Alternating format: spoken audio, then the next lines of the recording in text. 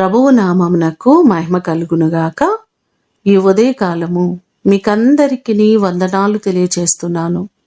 ఈ దినము మిమ్ములను బలపరచు దేవుని మాట, భయపడకుడి, నేను మిమ్మును మీ పిల్లలను పోషించెదను. ఆదికాండము 50వ అధ్యాయము 21వ వచనం. యోసేపు తన అన్నలతో ఈ మాటలు చెప్పడం మనం చూస్తున్నాం. యాకోబు కూడా అంటున్నారు, ఆదికాండము 48వ అధ్యాయము 15వ వచనములో, నేను పుట్టినది మొదలు నేటి వరకు ఎవరు నన్ను పోషించెనో ఆ దేవుడు అనే మాటలు మనం చూస్తున్నాం. ఇశ్రాయేలీయులను దేవుడు మన్నాతో వారిని అద్భుతంగా పోషించిన విధానము ఈ భాగాలలో మనకు కనబడుతుంది. మన దేవుడు మనలను పోషించేవారు, మనలను మన బిడ్డలను అద్భుత రీతిగా తృప్తిపరిచేవారు.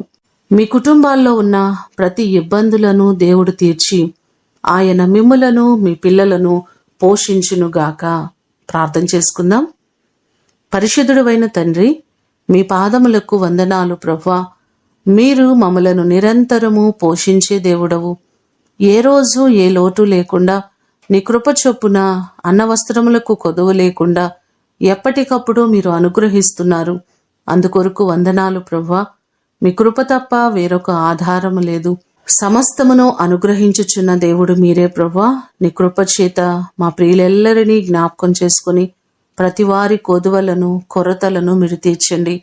వారిని వారి బిడ్డలను సమృద్ధితో మీరు నింపండి ప్రభువా. ఎవరు ఏ కొదువ కలిగి ఇబ్బంది పడుతున్నారో ప్రతి వారి కొదువలను కొరతలను తీర్చండి. ప్రతి వారిని సమృద్ధితో మీరు నింపండి.